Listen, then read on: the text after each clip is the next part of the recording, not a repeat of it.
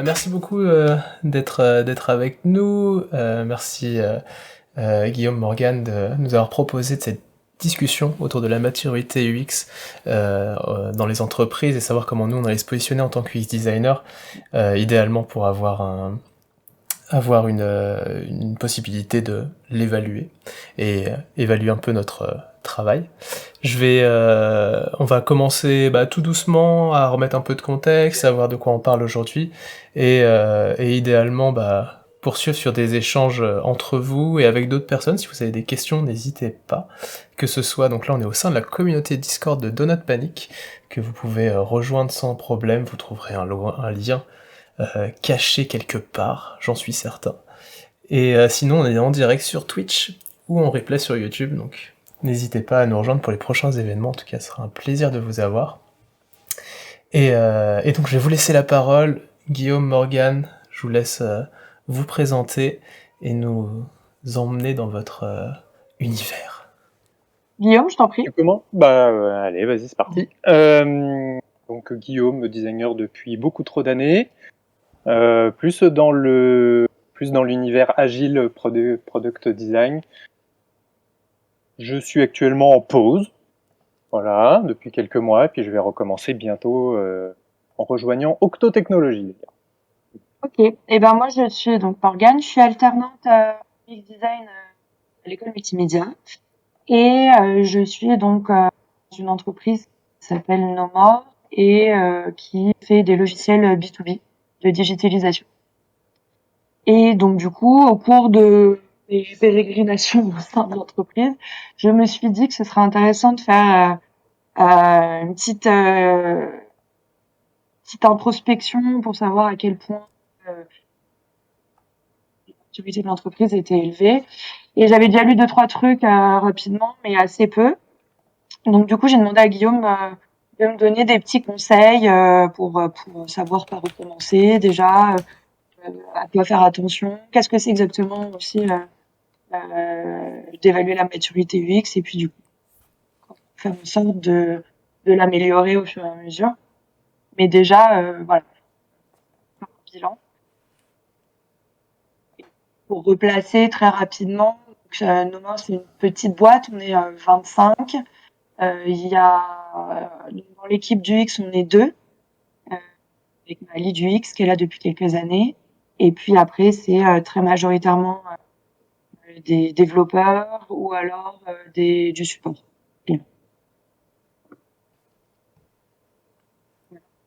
J'en profite pour d'ailleurs rebondir sur ce que tu as dit, puisque moi aussi, je suis très largement actif sur du B2B, voire du B2E. Donc B2B, nos clients sont des entreprises, et B2E, mes clients sont des personnes, des employés, donc des personnes soit de l'entreprise où je travaille, soit peut-être Ouais. on peut faire du B2B2E, chose que je fais au sein de Bloomer, par exemple.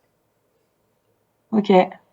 Yes. Et juste pour la petite histoire, donc tout avait commencé sur une discussion que vous aviez eue sur le Discord, dans laquelle voilà, Morgane, tu demandais pas mal de choses et Guillaume, tu as rebondi dessus, donc n'hésitez pas, on a des chaînes pour demander de l'aide. Je crois que c'était sur une question de carrière, une foire aux questions. Sur une foire aux questions, ouais, je crois. Un foire aux questions. Ouais, c'est ça. Et d'ailleurs, tu avais commencé, Morgane, à faire un petit état de l'art de ce qui existait en termes de les échelles de maturité, il me semble. J'avais fait pas mal de recherches alors sur internet. Forcément, je suis allée voir le Norman Nielsen Group qui a un petit quiz en plus pour évaluer, auto-évaluer un peu son entreprise, qui est intéressant de refiler à plusieurs personnes dans l'entreprise. Donc, ce qu'on a compris. Et puis après, j'étais tombée sur plein de trucs différents, mais du coup, c'est ça aussi, vu que je suis apprenante et je suis encore en découverte totale, je sais pas trop faire la différence. Alors, le Norman Nielsen Group, je me dis que c'est quand même une référence sur laquelle je peux m'appuyer. Après, tout le reste, des fois, j'étais tombée sur des blogs de gens qui ont l'air de savoir tout à fait quelque chose. C'est un peu difficile de faire le tri entre ce qui est intéressant, ce qui ne l'est pas, et ce qui est pertinent, en fait, surtout. Commencer à mettre en place des choses si tu n'as pas de retour, ne serait-ce sur comment c'est mis en place, etc. C'est pour ça que Guillaume, c'est parfait parce que il te dit comment il l'a mis en place et il te donne les trucs pour le faire. Ouais, en tout cas, d'ailleurs, pour ceux qui me connaissent, ils savent déjà, mais pour ceux qui me connaissent pas forcément. Donc, je travaille autant sur les équipes qui font des produits que pour qu'au niveau des utilisateurs et utilisatrices du produit. J'ai une petite loi qui me suit partout, qui s'appelle la loi de Conway, qui te dit grosso merdo, si déjà au sein de ton entreprise ça communique mal, ton produit ce sera de la merde. Donc en gros là je fais vraiment la formulation, je vulgarise volontairement. Et par rapport à l'état de l'art, personnellement j'ai peut-être lu à une époque celle de Nielsen, mais la barrière de la langue fait que je maîtrise pas assez l'anglais pour bien tout comprendre, toutes les subtilités de tous les articles qui a pu être écrits, publiés dans ce domaine-là, ce qui fait que j'y suis allé de mon expérience, donc je pourrais pas vraiment parler pour les personnes qui voulaient parler qui étaient curieux au niveau de notre vision ou de nos tests par rapport à ces échelles de maturité. Moi perso, je les ai jamais utilisés parce que barrière de la langue, tout simplement. Okay. Donc s'il y a des enfants qui nous écoutent, retournez à l'école et apprenez l'anglais. Moi, ma méthode un peu, Morgane, c'est que je vais sur le terrain, j'observe, je fais, et je me fais des rétrospectives en fait très régulièrement pour apprendre, vraiment formaliser ce que je fais. Donc il n'y a pas vraiment ce sera jamais revalidé scientifiquement, on va dire, comme un article scientifique pourrait l'être, comme une méthode pourrait être. Mais je formalise et puis je partage et puis je vois, puis là c'est l'occasion aussi de le partager. Donc je te propose de parler un petit peu de ce que j'ai pu construire, ma petite méthodo. Pour éviter que je fasse que de parler, je vais me chronométrer. Là il est 12h38 et je vais essayer de survoler déjà très rapidement en 2-3 minutes la grosse méthodo que je me suis mis en place et que j'utilise à chaque fois que je suis en mission. Je suis plus en consulting d'ailleurs, je préfère le préciser. Je suis plus en consulting, donc je vais aller chez les clients pendant 1, 2, 3 ans. Je vais mettre en place, je vais défricher, je vais les accompagner sur leur maturité et après je vais me casser et aller voir un autre client. Et puis après on reviendra en détail tranquillement, et puis s'il y a des questions au fur et à mesure, on pourra les aborder. Donc en gros, je commence par un petit état des lieux. Donc normalement, vous voyez mon écran, je vais même mettre plein écran comme ceci, pour tout voir. Ouais. Ouais, tu le vois bien. Cool. Donc en gros, je vais commencer par un état des lieux, parce que mon but c'est déjà de comprendre, avant d'accompagner qui que ce soit, j'ai besoin de comprendre où je mets les pieds. Donc par quoi je commence ? Je vais commencer par un état des lieux, je comprends où je suis, je comprends un peu comment tout fonctionne. Cet état des lieux, il va comprendre plein de critères, on va les balayer après. Après, je me fais un rapport d'étonnement, donc c'est un document qui est plus pour moi, mais ça peut être partageable. Donc où je vais vraiment formaliser tout ce que j'ai vu. Après, je me suis du coup recréé une échelle de maturité, faute de l'avoir en français, autant que je fasse mon propre outil, que je l'améliore au fur et à mesure des clients et des opportunités que j'ai. Donc j'ai une petite échelle qui va de 1 à 6, avec plein de critères que j'observe à chaque fois. Bien sûr, il y aura une multitude de critères à observer, mais j'ai déjà des choses qui vont être très structurantes, et après je vais rentrer dans les détails suivant mon contexte. Et puis après, je me fais un flux design dans le design, quoi. Je me fais un peu une inception avec plusieurs niveaux. Mon premier niveau, ce sera, je fais un produit pour des utilisateurs, donc je vais faire ma recherche et tout propre, comme d'habitude, et je vais faire, moi, mes problématiques, comment j'accompagne ce groupe-là. Donc ça va être un deuxième flux, un peu caché, peut-être même totalement caché, où je vais faire une identification des opportunités, des problèmes que je vois. Je vais me formaliser une problématique. Je fais ma recherche, je fais mon idéation, et après je me fais mon petit plan de route, où je vois un peu, pour y arriver, par quelles actions je vais passer, quels obstacles je risque, ou limite ils sont déjà là, ces obstacles, qu'est-ce que j'en fais? Est-ce que je le contourne? Est-ce que je l'affronte? Qu'est-ce que je fais? Donc je vais mettre aussi des petites actions pour les contourner ou pour les affronter. Et puis je vais mettre des indicateurs de ah tiens là j'ai réussi mon truc, j'en ai fait bénéfice, quel est-il? Et après en fait ce document je le fais évoluer à chaque fois que je le ressors en fait. Soit pour le lire, soit pour savoir où j'en suis, soit pour le faire évoluer suivant ce qui s'est passé. Ça, Tout tu fais ça, ça à chaque c'est... fois que tu arrives en mission? Comment? Tu fais ça à chaque fois que tu arrives en mission? Ouais. Ok. Comme c'est des missions longues, je peux me le permettre. Et puis c'est un truc aussi que je kiffe faire. Donc Ouais. j'aime bien faire ma petite stratégie et puis voir le truc se transformer petit à petit. L'effet de mes gros doigts. Voilà. Et du coup, tu le ressors tous les combien de temps à peu près? Alors tous les 2-3 mois? Ça va. Tu parles du rapport d'étonnement ou plus de toute la démarche? Bah, plutôt la fin, ce que tu disais, où tu mets là les steps. Ouais. Alors ça va dépendre de... Alors moi je suis le champion du ça dépend. Hein. Il va falloir faire attention. Ça va dépendre de mon contexte, de sa rapidité à évoluer, et moi aussi de ma rapidité à mettre des choses en place. Normalement, c'est des petites actions, donc elles sont suffisamment découpées pour que ce soit pas trop, que ce soit assez rapide à mettre en place. Ouais, ok. Je vais prendre un petit exemple là qui me vient, une anecdote. J'avais mis en place une communauté UX avec plein d'acteurs, de plein d'équipes différentes. On s'était fait un backlog en commun et à un moment donné, on voulait faire en sorte que les gens soient un peu plus autonomes. Une des actions, c'était la grosse action, c'était de mettre dans des salles de réunion, parce que les gens adoraient les réunions là-bas, chez ce client-là, et ils adoraient faire beaucoup de réunions qui durent longtemps, sans jamais parler des utilisateurs ou utilisatrices. Donc ils parlaient, et à la fin ils ressortaient avec que dalle. Donc le gros truc, c'était de faire des espèces de petites PLV, ou en tout cas de l'affichage dans les salles pour rappeler ce que vous avez... En fait, des grandes questions à se poser, puis un petit rappel de la méthodo en 3-4 dessins, quoi, tu vois. Ouais. 4 bulles. Et une de mes actions, c'était de mesurer en fait cet effet-là, ou même juste de se dire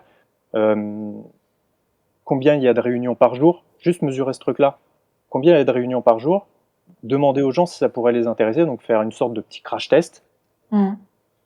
Et puis je le sais tout de suite, je vois que les gens en fait ils sont contents, il y avait des gens très contents sur le moment. Bon, c'était pas représentatif de toute la boîte, mais on s'est dit déjà à notre étage ça marche. Et ben voilà, c'était une petite action, et après des actions beaucoup plus grandes, beaucoup plus longues, mais ça va être plus mon objectif du coup. Si c'est un grand truc à long terme, ça va être mon objectif que je veux atteindre. Si je me mets une action très longue du genre je veux qu'il y ait au moins 3 designers par équipe, waouh, je pense qu'il va falloir passer par plein de petites étapes entre. Donc délire un peu Kaizen, petit pas par petit pas. Et puis voilà, c'est un schéma que je me refais. Ça marche pour tout en fait. Hein. Si vous voulez, apprendre le piano, c'est exactement la même chose. Hein. Mon objectif, j'apprends le piano. Je commence à me trouver des cours, ou me trouver une salle où il y a un piano que je peux utiliser, ou juste écouter du piano. Voilà, c'est une première étape. Obstacle, les voisins. Voilà. Je reviens au début. Et puis on déroule le truc tranquillement. Ok. Ça te va.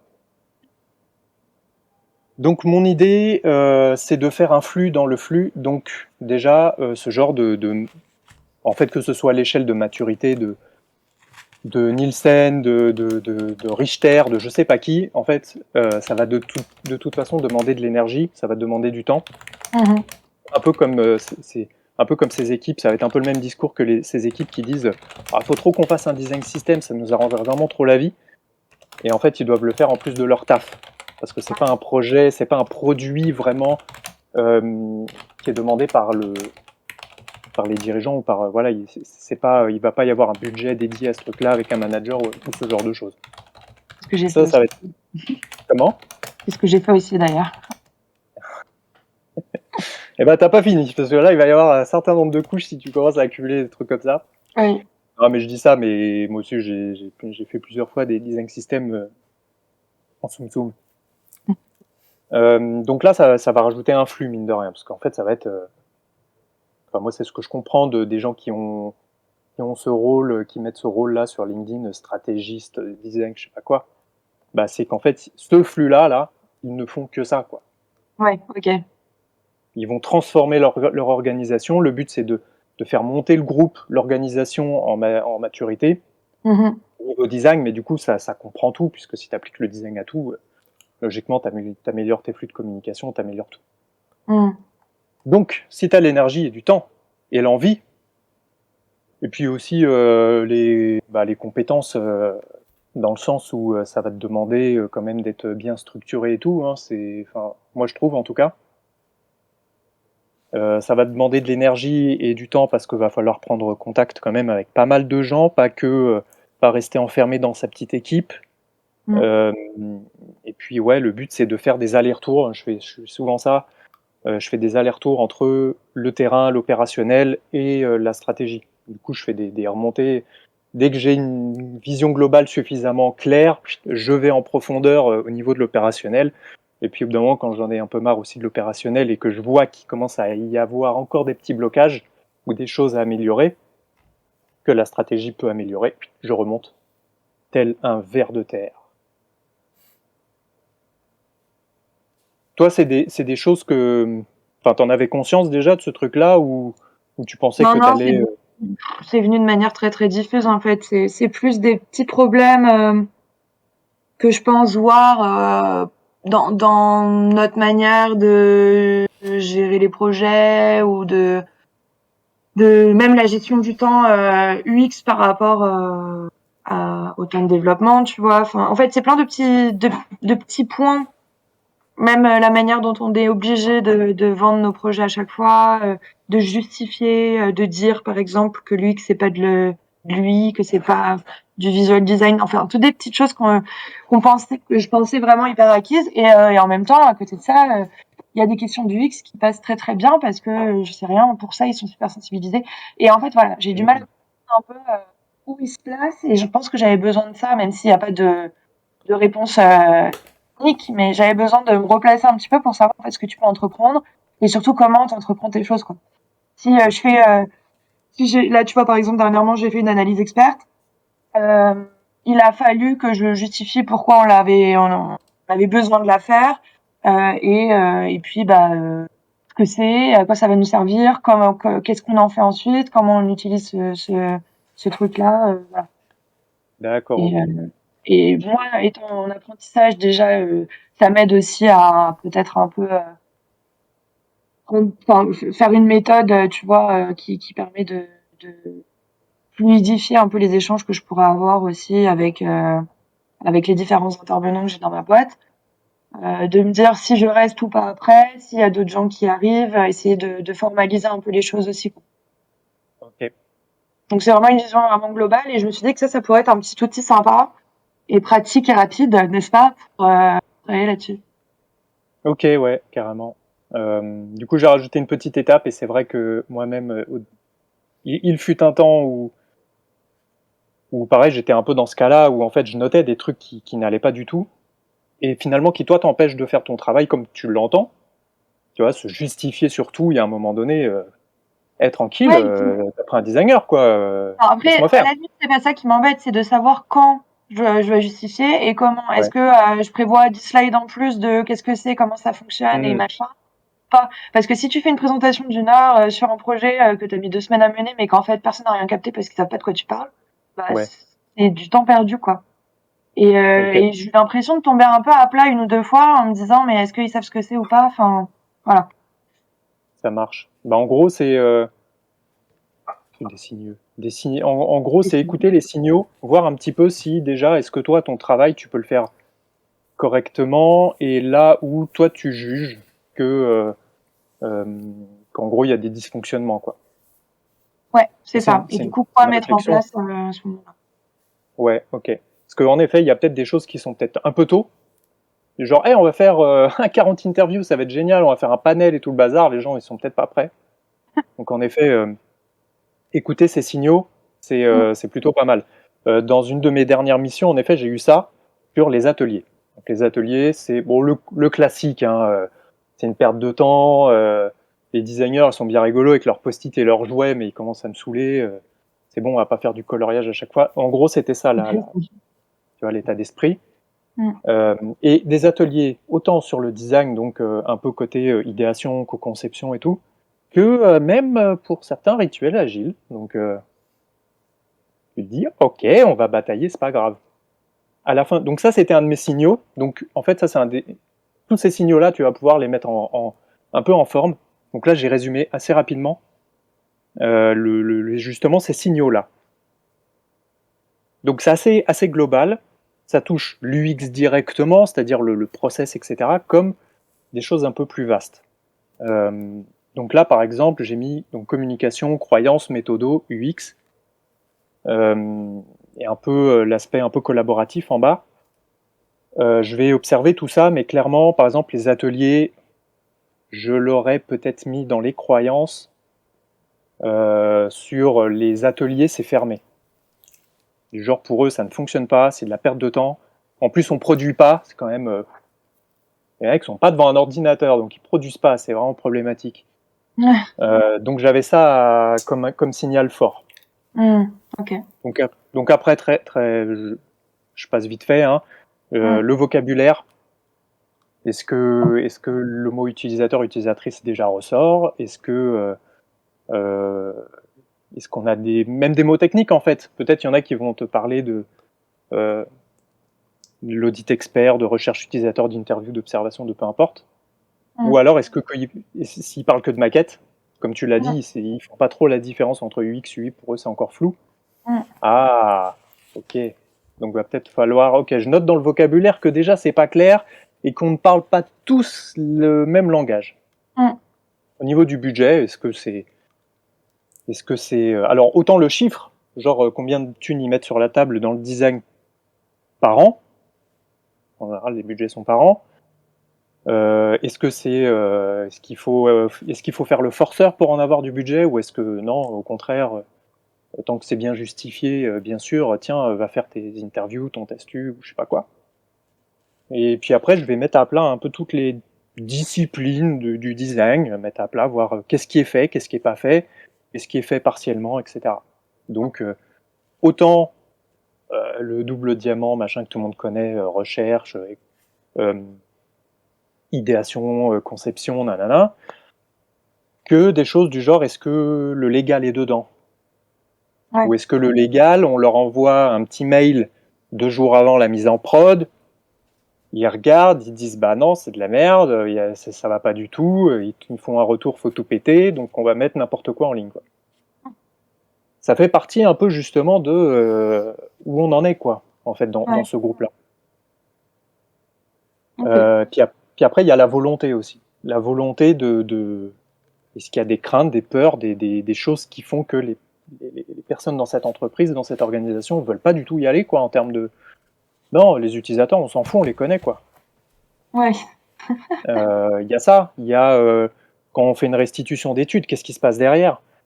Est-ce que moi, j'emmène tout le monde, allez en atelier et tout, machin, et au final, il n'y a rien qui se passe derrière parce que en fait, le plan d'action, tout le monde s'en fout. C'est, allez, t'es content? T'as fait ton UX? Vas-y, on va retourner entre adultes et retravailler. Ça peut être ça. Ça peut être aussi, comme tu l'as dit, quelque chose qui est dans le backlog. Prends la poussière dans le backlog. Ça sera jamais priorisé. La fameuse phase 2 de tes specs. Bah voilà, et bah, ça fait que, tiens, j'ai noté ça. Donc pour l'instant, on n'est pas dans le jugement, on est en train de mettre tout à plat.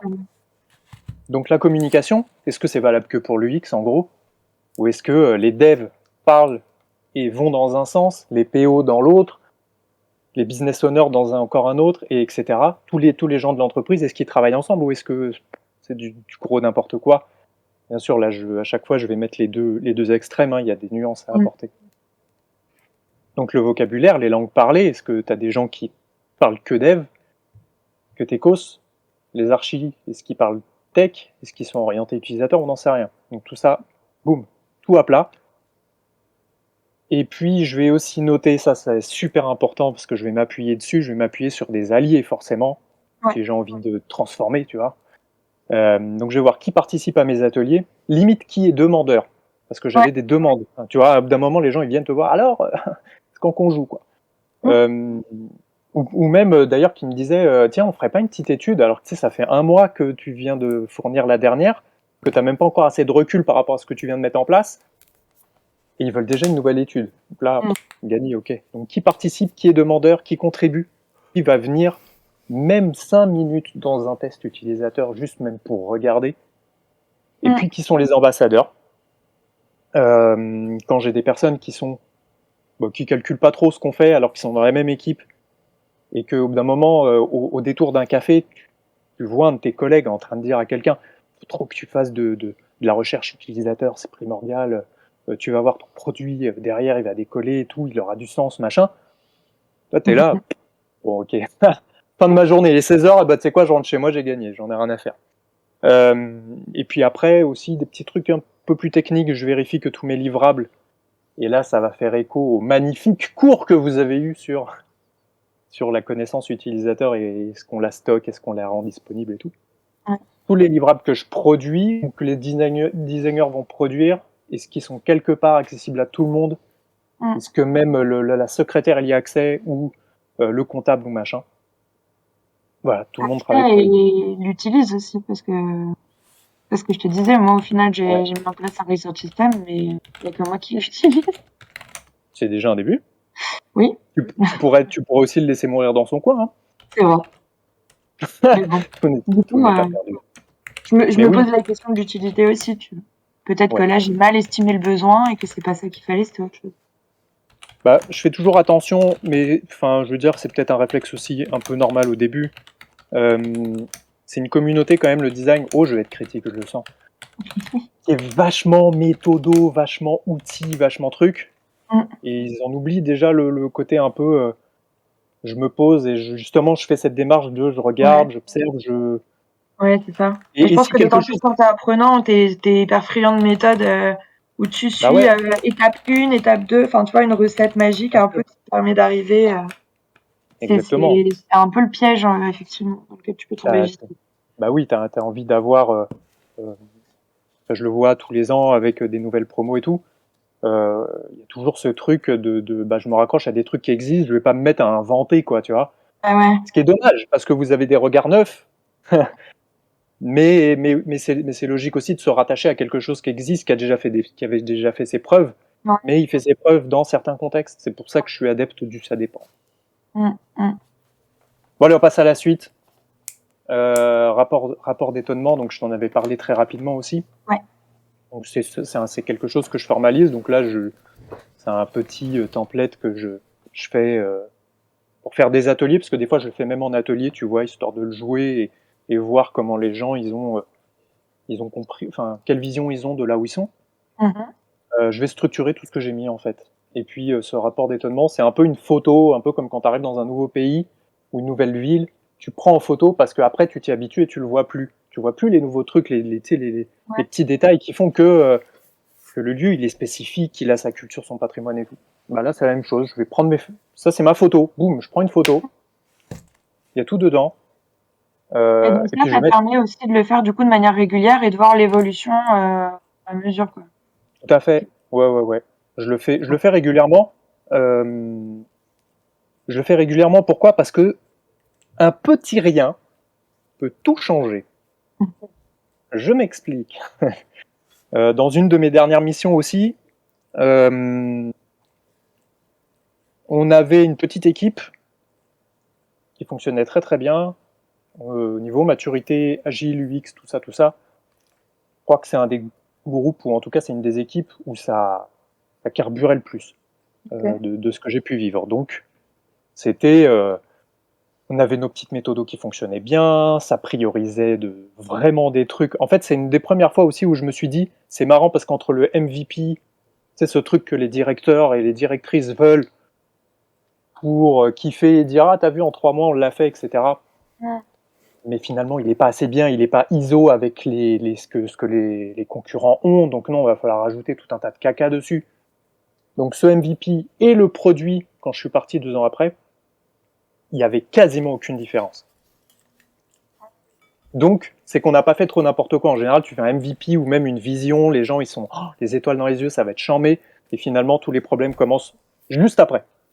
Juste après, tu as le légal qui dit non, c'est pas possible. La technique qui fait, on n'est pas en microservice, nous, attends. Et il n'y a rien qui va et ton produit, il n'a aucune cohérence. Donc, ça, on y fait quand même super attention. Et là, c'est une des premières fois où c'était vraiment quasiment tout avait été sauvegardé, quoi. Donc les business owners travaillaient avec les UX designers, avec les devs, avec les PO, enfin tout le monde travaillait ensemble. On prenait des gens des autres équipes, on les ramenait dans notre équipe pour travailler avec nous et tout des fois. Bref, ça marchait bien, de la recherche utilisateur tous les 3 mois. Franchement, c'était bien. Et un jour, notre business owner a eu un manager de tous les business owners. Ok. Donc pas que pour elle, pour tout le monde. Et qu'est-ce qui s'est passé ? Lui, les utilisateurs et les utilisatrices, je vais pas dire il en avait rien à foutre, mais pas loin. Mais c'était surtout que lui, c'était pas son problème et on sentait un côté un peu plus autoritaire qui vient s'installer et qui nous impose des trucs à faire, chose qui n'avait jamais été au goût du jour. D'accord. Et je reprends mon rapport d'étonnement parce que là, ça change tout. Là, va falloir rejustifier des choses, va falloir faire des études en plus pour montrer que non, c'est pas qu'est-ce que tu crois, mec. Et puis refaire des ateliers pour montrer que, enfin des ateliers ou n'importe quelle solution pour montrer que on est plusieurs à travailler ensemble. Donc l'intégrer au bon moment. Un manager comme ça, son emploi du temps, il n'est pas encore arrivé dans l'entreprise qu'il est déjà rempli en fait. Ouais. Donc c'est dur de l'avoir à des moments un peu stratégiques et un peu clés. Et puis des fois, il se retrouvait dans des ateliers de co-conception où on n'avait absolument pas besoin de lui, et il voulait décider de tout, et donc il y avait quelque chose qui n'allait pas. Donc c'est con, mais un tout petit truc comme ça, je reprends ma structure hiérarchique, je la change, flux de communication, et non, c'est x2, il y a 2 fois plus de communication pour justement ne pas perdre le fil et faire en sorte que cette personne-là soit au bon moment, au bon endroit, et qu'il vienne avec sa compétence, et pas qu'il vienne avec des compétences sur un terrain où on n'en a pas besoin. Donc bref, ça a changé pas mal de choses, et là où on avait gagné du temps, ça se perd pas, ça se gagne pas du temps, mais là où on prenait du temps, on allait plutôt vite sur des décisions parce que c'était très cadré, très carré et qui avait du sens. Là, il a fallu casser d'autres croyances où en fait tu lui parles d'utilisateur, lui il a l'impression de jouer à Sims, tu vois. Il a l'impression de construire un truc pour des gens qui sont fake avec une émeraude au-dessus de la tête et que c'est rigolo de les voir rater ou réussir le panier d'achat ou ce genre de truc. Donc, D'accord. on a régressé en termes de maturité. Ok. Et il y a des gens du coup qui l'écoutaient ou qui avaient peur de lui dire non, ici on fait pas comme ça parce qu'il y avait ces notions hiérarchiques. Donc faut pas sous-estimer les petites choses comme ça.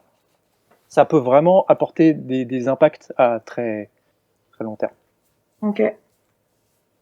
Et donc, en effet, tu peux le sortir quand tu veux, tu peux le faire quand tu veux. Moi, je l'avais refait à ce moment-là parce que il y avait des impacts, ils étaient assez lourds. Heureusement, tout roulait comme d'habitude. Comme ça, j'ai pu me concentrer dessus et passer du temps sur ce sujet-là. D'accord, ouais. Puis après, où je me situe dans mon échelle ? Mon échelle, je le partagerai pour les gens qui veulent. Je crois que je t'ai déjà partagé. Oui. Je vais synthétiser ça, puis je vais voir à peu près où je suis. Donc cette échelle, elle peut avoir plusieurs rôles. Soit elle te donne un peu, elle peut te rassurer comme te faire paniquer complètement.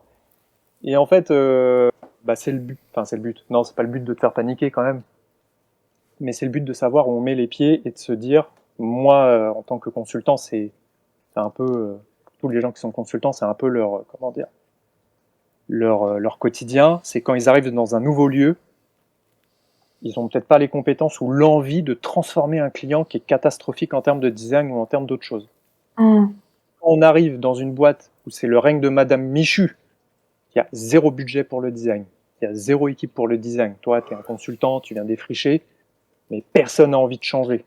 Il y a aussi cette envie d'ailleurs, cette envie, des fois, elle est inexistante. quand toi tu viens, tu dis ouais, ce serait bien de faire un petit test utilisateur de rien du tout, on te dit mais on connaît les utilisateurs, de toute façon Madame Michu elle fait ça, la ménagère de 50 ans, genre stéréotype d'ailleurs qui n'a jamais existé, mais bref,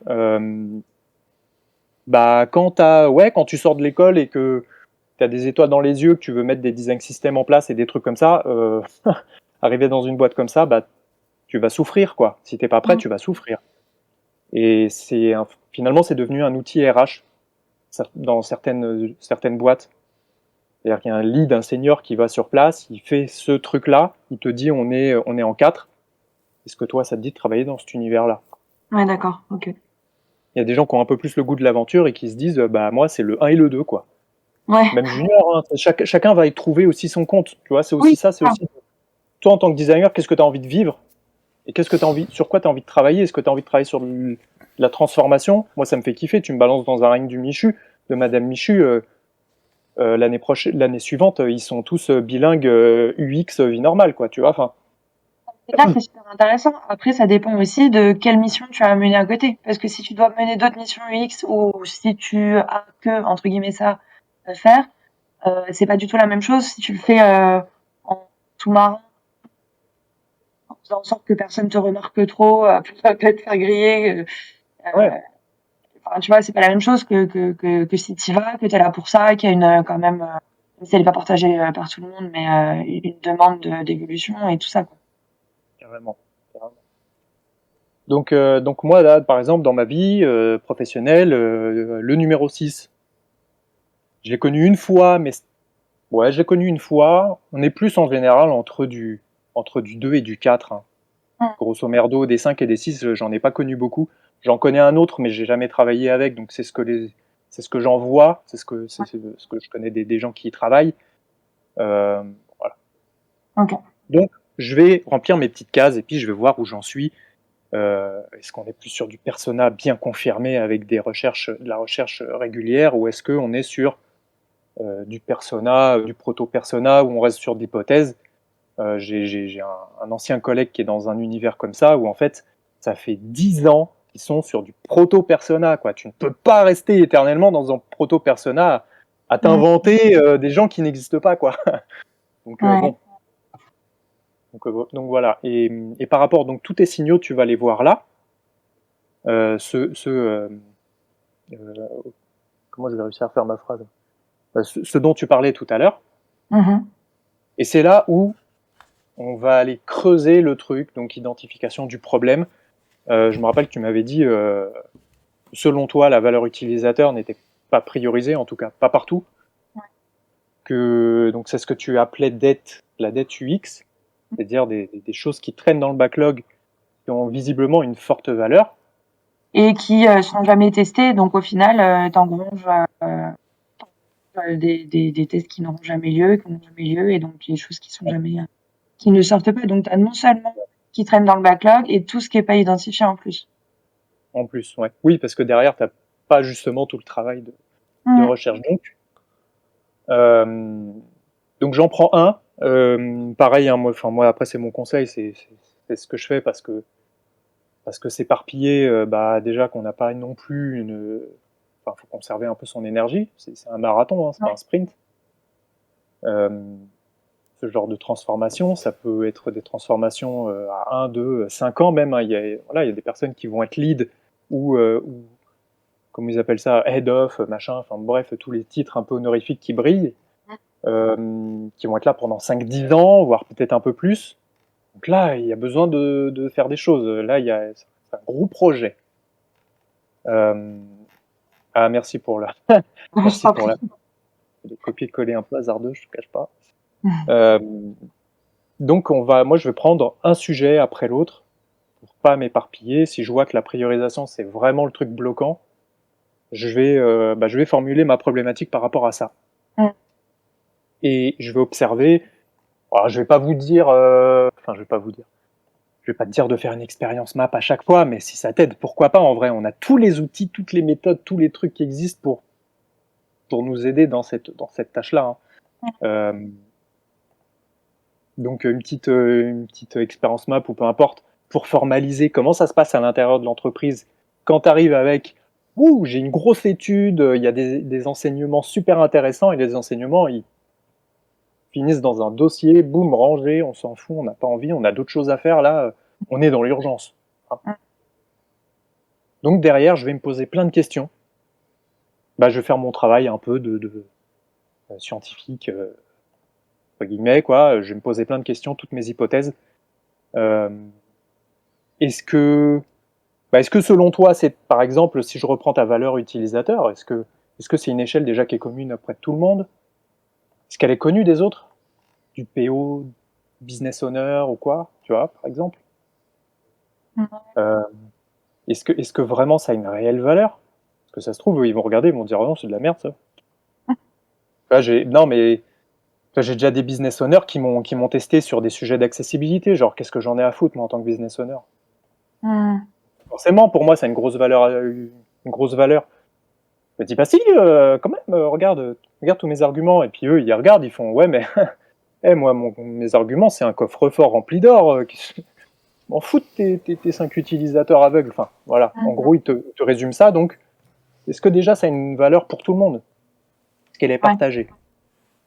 Ou est-ce que c'est, oui, toi, tu travailles, et puis dès que toi, tu n'as plus la main dessus, ça disparaît parce qu'en fait, les gens ne sont pas autonomes sur le sujet. Donc, quel est le niveau de connaissance, compétence dessus? Est-ce que c'est travailler collectivement? Ce serait en fait un peu mon premier réflexe aussi de savoir si tout ce qui rentre dans le backlog a bien été vu par au moins les parties prenantes, enfin par les personnes les plus importantes qui ont la décision pour voir à l'échelle de l'équipe, je parle, que bon, le directeur il s'en fout, et encore, ça pourrait être intéressant. Est-ce qu'ils sont dedans? Et puis, est-ce qu'il y a une petite méthode aussi pour prioriser? Est-ce qu'il y a un truc avec un rituel? Moi, j'aime bien la méthode RICE parce qu'elle permet d'avoir un raisonnement qui est facilement applicable et transmissible auprès de gens qui ont jamais fait de design ou même jamais travaillé avec des designers, quoi, par exemple. C'est quoi la méthode RICE? Alors, la méthode RICE, ça va être une méthode qui va te permettre de alors c'est des termes anglo-saxons, donc excusez ma marge de comment dire d'erreur. Je crois que c'est je vais te le traduire en français en fait. En gros, tu as la complexité technique déjà à faire une fonctionnalité. Donc si je prends par exemple, tiens, sur Miro, on va rajouter la possibilité d'avoir du chat en ligne. C'est déjà fait, mais on va dire que c'est une nouvelle fonctionnalité. Est-ce que déjà la complexité technique, qui en général arrive en dernier, à la fin, limite des fois en refinement, ceux qui font de l'agile. En gros, jusque-là, on s'était pas posé la question. Là, on le met dès la priorisation. D'accord. Donc, on fait un peu des exercices de macro-complexité. On ne demande pas le détail du détail, mais de la ligne de code. Mais au moins, on voit. Oui, c'est envisageable ou pas, et ça permet de gagner du temps aussi sur derrière. Ok. Voilà, donc déjà, tu as ce facteur-là. Tu as le facteur de combien d'utilisateurs et utilisatrices tu touches. Imaginons que tu as une base d'utilisateurs de 5 millions de personnes. Dans ces 5 millions de personnes, combien ça fait de personnes? Est-ce que c'est 100? Est-ce que c'est les 5 millions? Voilà. Tu vas avoir, le I c'est impact, parce que c'est le mot qui est pareil en français. Et en gros, là, ça va être, est-ce que tu les impactes fort dans leur parcours ou dans leur utilisation, dans leur usage, ou est-ce que c'est un détail, quoi. Ouais. Donc là aussi, tu vas mettre comment dire, tu vas mettre un... je me suis perdu parce que je pensais au 4e indicateur. Bon, je vais passer au 4e indicateur, c'est pas grave. Et le 4e indicateur, c'est la confiance que l'équipe a dedans. Alors ça, c'est très subjectif, par contre, pour le coup. Mais ça prend en compte quelle confiance tu as là-dedans. Est-ce que vraiment tu penses que ça va fonctionner ou pas? Ouais. Donc si les gens ils sont un peu, je sais pas trop, bon, voilà, c'est aussi un bon indicateur, quoi. On sort un peu des maths, un peu du truc, voilà, et on puis voit. Au final, il y a plein d'infos qui passent par le ressenti que tu n'arrives pas forcément à retrouver la bonne info au bon moment, mais tu sais que ça passe ou pas, quoi. Ok. Donc ça peut être aussi un indicateur très intéressant puisque puisque bah, ça touche à l'intuition, donc s'il y a une intuition que ça va pas le faire, bah, à la limite, bah, on va essayer de creuser ça et puis de voir pourquoi. Ça se trouve, c'est juste quelque chose d'un peu abstrait, ou est-ce que non, en fait, ça marche pas parce que je pense que le QR code c'est complètement dépassé, personne n'utilise cette merde depuis bien 40 ans et personne l'utilisera. Ah ouais, t'es sûr? Bah vas-y, on va voir, on va vérifier. Et bim, tu vérifies. Mm. Et voilà, donc je me pose tout plein de questions. Et puis à un moment donné, je fais un choix. Comme je t'ai dit, je peux pas tout faire en même temps, moi. J'ai deux bras et un cerveau, et le cerveau il fait plein de trucs en même temps déjà. Donc je vais choisir un peu ce qui me paraît le plus prometteur, qui peut avoir plus d'impact en fait dans euh, je sais pas, par exemple, je vais voir si bah, le problème c'est la méthode. Est-ce qu'avec une méthode RICE, je peux, ou n'importe quelle méthode, je peux y aller. Mhm. Bah, je fais ma petite idéation, ouais, méthode RICE, ça marche. Je vais aller sur Internet, je regarde les autres méthodos, qu'est-ce qui pourrait fonctionner et tout. Et puis je me fais un petit indicateur de réussite. Bon, bah, je sais que j'ai réussi mon truc quand. Ouais. Et ben, quand, je sais pas, quand j'ai un rituel toutes les semaines de priorisation, quand je sais qu'il y a tout le monde d'important à la même table, que On va enfin faire tester mes maquettes par des vrais utilisateurs. voilà, pourquoi pas. Et puis après, bah, je me le répercute là-dedans, dans mes prochaines étapes. Mm. Voilà. Ok. Bah, c'est déjà bien, hein. Et ben, il n'y a plus qu'à. Il n'y a plus qu'à. Toi, est-ce que t'as encore des questions par rapport à ça, ou?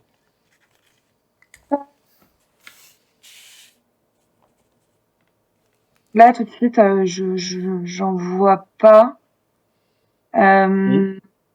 Toi, peut-être, Ouais. tu mènes ça de manière individuelle? Bah, enfin, j'imagine que tu vas répondre, ça dépend. Mais où tu fais ça en équipe, justement, et ça permet de peut-être d'unifier l'équipe autour d'une idée, pas forcément une équipe UX en plus, hein, tu vois, mais et de sensibiliser déjà peut-être les gens avec qui tu travailles, ça peut être intéressant, j'en sais rien. En fait, Moi, je c'est trouve quelque ça chose que intéressant. j'aimerais Ouais. bien proposer, tu vois, Jar, par exemple, et d'essayer déjà d'avoir différents retours. Tu vois, par exemple, le Mhm. rapport d'étonnement, clairement, j'aimerais bien le faire par différentes personnes Ouais. pour avoir vraiment une vision du monde, parce que au final, moi, je suis là que depuis 6-7 mois et j'ai une vision très méthodologique, quoi, du truc, et Mhm. très. Enfin, je commence, quoi, tout juste. Ouais. Donc, et en même temps, je me dis que ça pourrait être un bon outil pour sensibiliser peut-être déjà à ces questions-là, et ça pourrait être déjà une réponse, en fait, pour sensibiliser à ces questions, quoi. Plus que de Ouais. trouver vraiment des nouvelles méthodes ou de mettre en place de nouvelles choses. Et déjà, en fait, se poser des questions, ça peut être déjà première étape, quoi. Ouais. Ça peut être, ouais, ouais, carrément, pour la prise de conscience des gens. Ouais, Carrément. Ouais, ouais, ouais. C'est utile aussi pour ça. Une prise de conscience. Waouh. Conscience des personnes de l'équipe, voire même un peu plus grand. Je sais que ce rapport d'étonnement, non, je l'avais fait avec des personnes un peu hautes au niveau hiérarchie, ouais, euh, pour justement, pour voir eux ce qu'ils avaient, quelle vision ils avaient. Par exemple, il y en a un qui disait qu'on était au top au niveau UX. Pas le cas. C'était pas le cas du tout. Tout le monde y allait de son anecdote, quoi, tu vois. Donc mm, non, bah non, du coup, les anecdotes, c'est des trucs très perso. C'est pas représentatif des usages, c'est pas représentatif de tout un tas de choses, donc non. Et prenant conscience de ça, il m'avait même demandé bah, comment on pourrait s'améliorer, comment on pourrait amener plus les gens à éviter ce truc-là, même si c'est humain, moi je le laisse faire, je m'en fous. Mais que derrière, c'est important de rappeler que si vraiment ils ont envie de creuser ce sujet-là, on prend l'anecdote et on va vérifier. ouais, Et ça devient une hypothèse, ça devient plus une anecdote. mm, Et si finalement ils disent non, non, mais je dis n'importe quoi, et qu'ils s'autocensurent, et du coup, parce qu'ils pensent que oui, ils avaient juste envie de parler et machin, parce que je sais pas, il y avait peut-être des personnes un peu hautes hiérarchiquement, plus hautes qu'elles et qui voulaient briller en société, bah ok, bah cool. Bah, du coup, ça on l'oublie, et puis on passe à autre chose, quoi. mm. Donc oui, prendre conscience, ça peut être intéressant. Et après, c'est toi en fait qui va le sentir. Ouais. Est-ce que les gens, ça pourrait les intéresser? Ça peut être même un peu en mode individuel avec le PO, la PO. Bah toi, qu'est-ce que t'en penses? Ça t'aiderait, et puis tu vas très vite voir en fait. Mm. Si la personne te dit bah j'ai pas le temps, bon bah déjà t'as observé un problème, c'est que la personne est sous l'eau. Si elle est ouverte, tu vois, tu vas. J'aime bien mesurer le niveau d'ouverture, le niveau de curiosité un peu. Mm. Il y a un designer, en plus tu m'as dit vous êtes 2, c'est ça? Vous n'êtes pas nombreux? Ouais. Les deux. On est 2. Donc tu vois, ça peut être aussi, est-ce qu'ils sont curieux alors qu'ils n'ont pas beaucoup de monde déjà sur ce métier-là, ou est-ce que au contraire on leur a imposé et du coup ils sont encore une contrainte.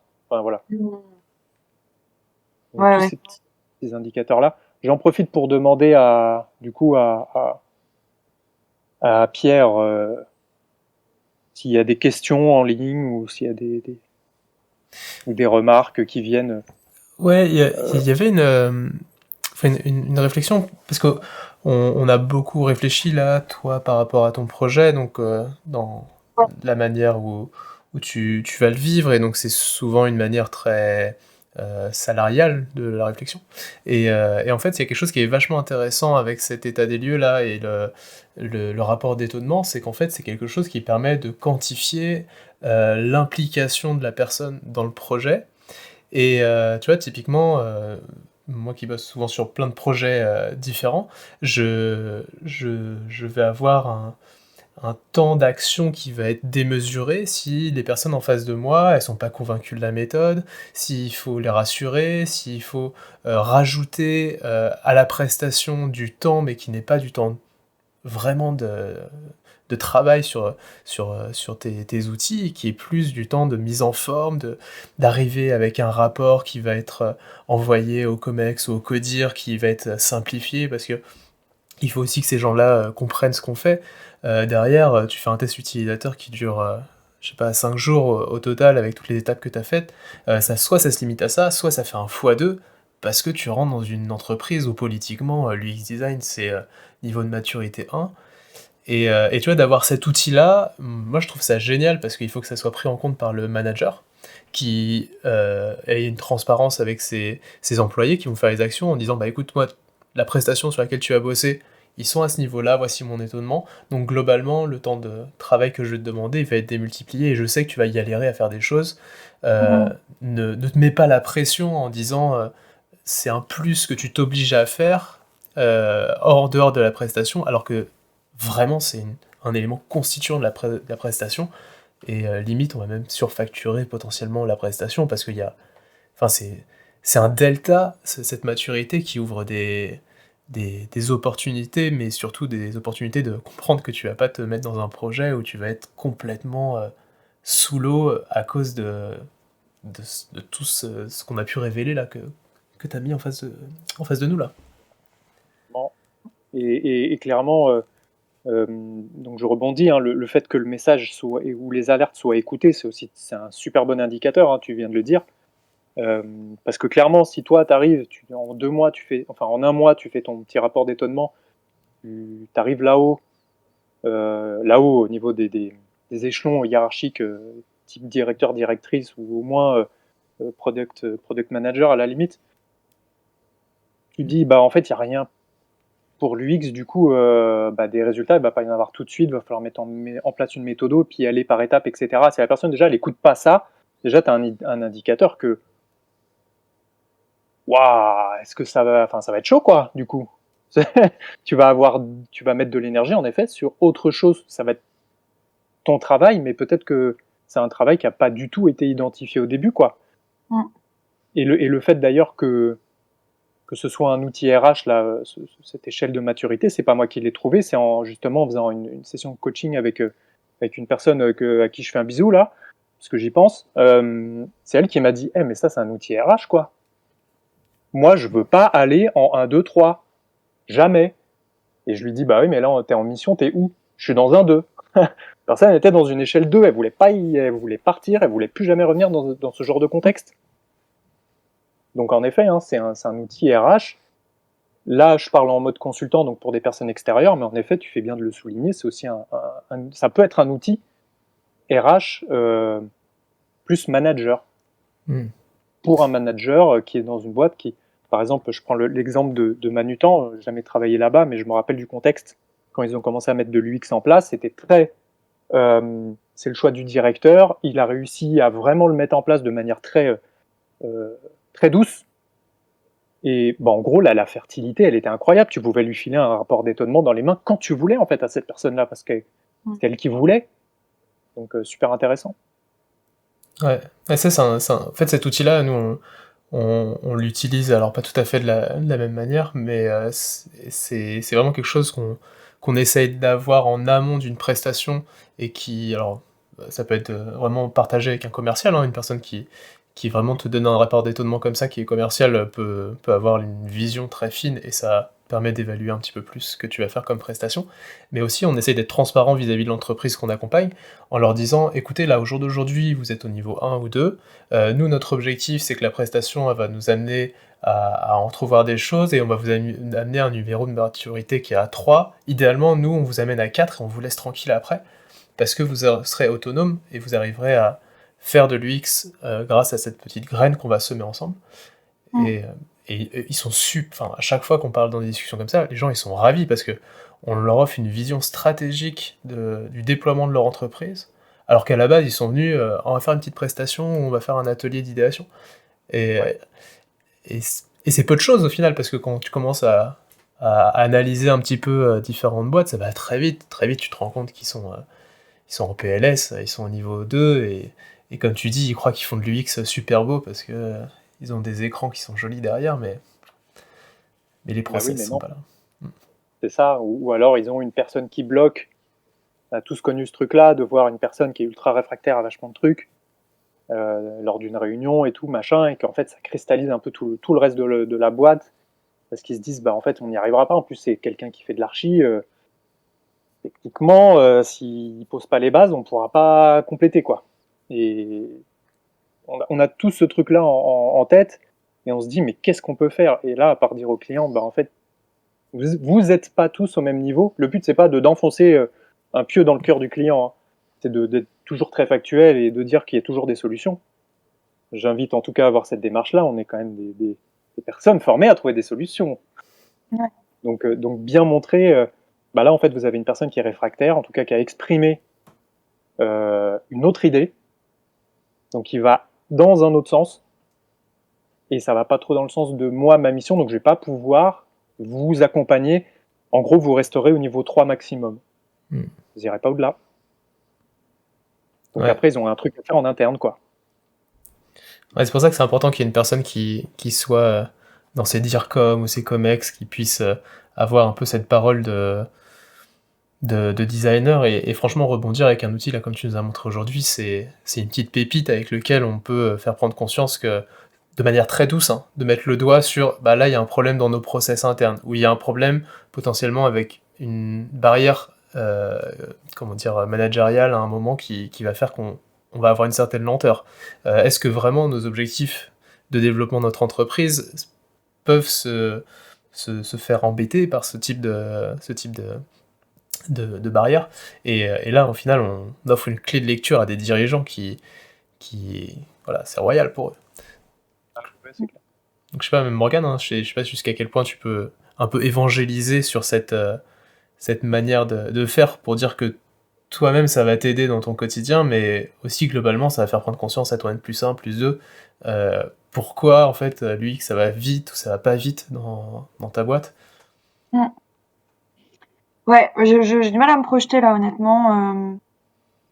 J'ai bien pris note du coup d'identifier les uns sur qui t'appuyer, etc. Et ça, pour le coup, je vois très bien ce que ça peut donner, mais en fait, ils sont vraiment dans des logiques déjà d'urgence tout le temps, et de favoriser en fait tout ce qui est la partie technique en priorité. Donc en fait, on est un peu dans la course à la fonctionnalité, on va toujours faire de nouvelles fonctionnalités, et on va pas augmenter la qualité produit telle qu'elle est déjà actuellement. Enfin, après, c'est pas un choix à faire entre deux choses, hein, mais on est toujours sur des nouvelles specs, sur des nouveaux des nouveaux trucs. Enfin, je dis ça, Mais du coup, ce que je disais à Guillaume juste avant, là, on est en train de changer un petit peu de mission, donc je me dis que ça va peut-être un petit peu évoluer et qu'il y a peut-être une prise de conscience quand même là qui est arrivée très très très récemment de l'utilité et de la nécessité même de l'UX. Et notamment, on va faire nos premiers entretiens utilisateurs pour faire en sorte de passer nos protos persona en persona. Ce que je trouve assez, enfin, c'est une victoire. Enfin, là, on est quand même sur une boîte où la maturité UX est pas haute du tout. Du coup, c'est vrai que voilà, c'est un peu, je sais pas trop comment me projeter. Là. En plus, sur le peu de temps qu'il me reste à faire chez eux, c'est un peu compliqué. Mais ouais, je vais essayer déjà de faire un bon bilan et de voir après qui veut prendre le relais en fait en interne. Oui, tu fais bien de le dire, c'est aussi un outil pour les personnes qui viennent d'arriver, qui vont passer après ou quoi, dire bah là on en est là. Exactement, Donc ouais. la personne va pouvoir se baser là-dessus, sur déjà toi tout ce que tu as mis en place. Parce qu'après on n'est pas obligé de dérouler tout ce truc-là, comme je le dis, hein, moi déjà je suis pas fan des méthodos, donc si je me formalise un truc, tu peux être sûr que je vais pas trop le suivre. Là, je serais dans ton cas, là ça n'engage que moi avec mon vécu et tout. J'irai direct sur mon objectif. C'est Mm, bon, en fait, dans ce que tu m'as dit, j'ai limite déjà des signaux très très forts et j'y vais, j'essaye. mm. J'ai 3 semaines encore. Bien sûr, je vais pas transformer, on va pas passer du niveau 2 à 5. Hein. Ouais, c'est ça, ouais. Mais j'essaye un petit truc et puis on voit. Et puis Mm. pas non plus se surcharger. Non, non, c'est ça.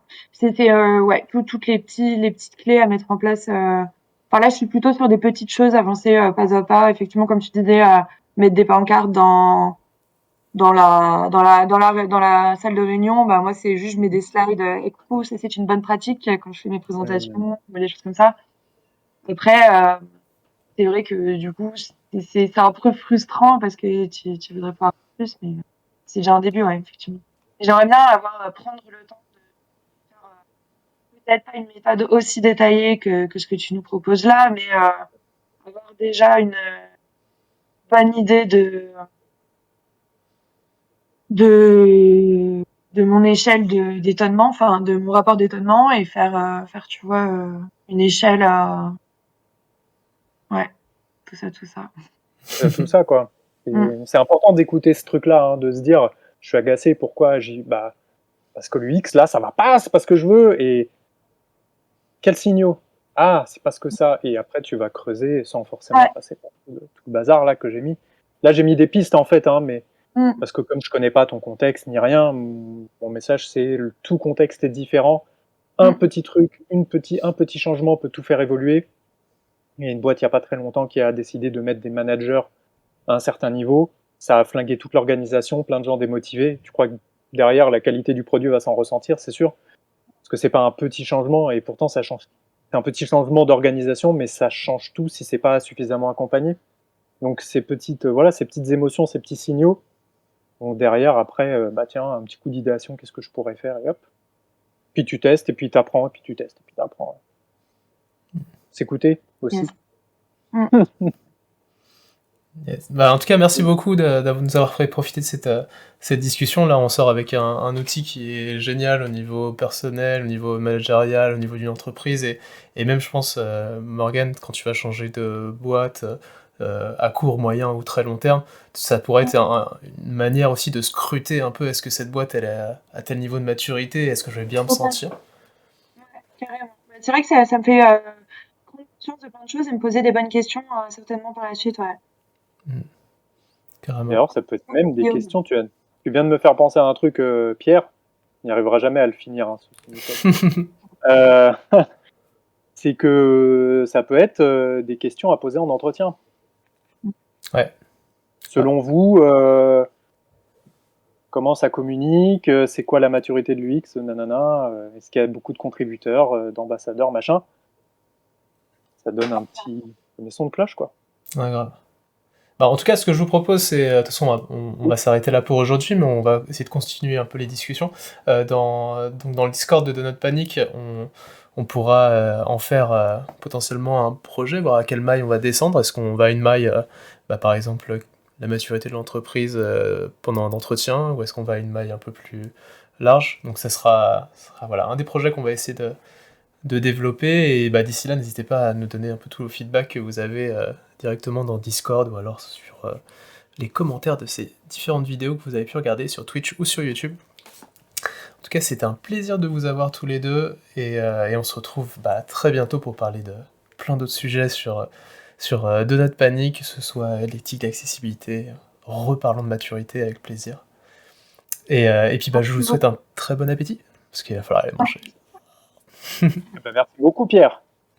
Et merci à toi Morgane, et puis à tous ceux qui ont écouté. Merci, Guillaume.